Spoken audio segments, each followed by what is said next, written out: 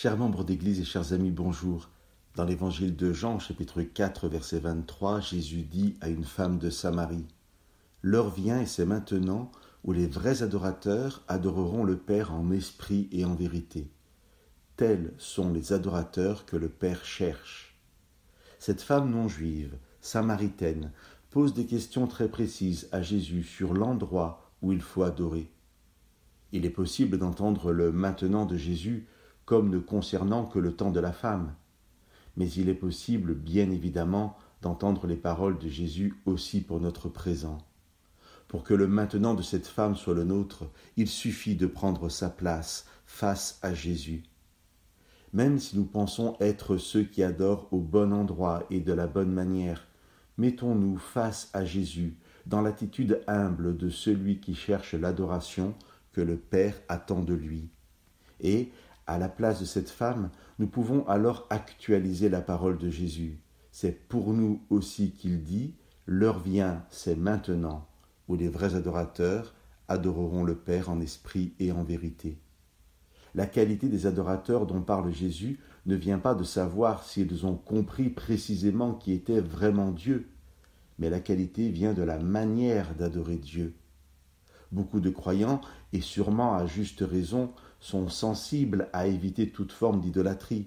Il n'y a qu'un seul Dieu, et lui seul mérite l'adoration.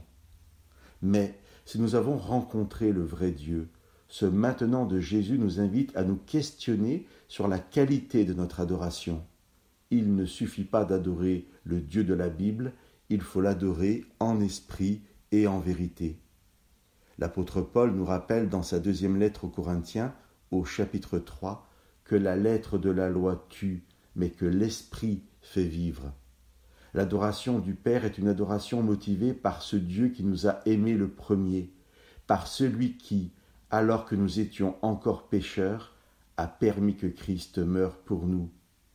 L'adoration en esprit et en vérité est celle qui reconnaît Dieu comme le Dieu de l'humanité entière, qui n'accepte d'être aimé qu'à travers le prochain qu'il met sur notre route.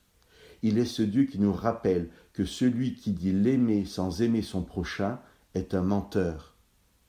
Si nous nous posons encore la question de savoir ce que veut dire pour nous ce « maintenant, les vrais adorateurs adoreront le Père en esprit et en vérité », je vous invite à recevoir cette autre parole de la Bible, de la première lettre de Jean, comme une réponse. Bien-aimés, aimons-nous les uns les autres, car l'amour est de Dieu, et quiconque aime est né de Dieu et connaît Dieu. Celui qui n'aime pas n'a jamais connu Dieu, car Dieu est amour. Que Dieu vous bénisse.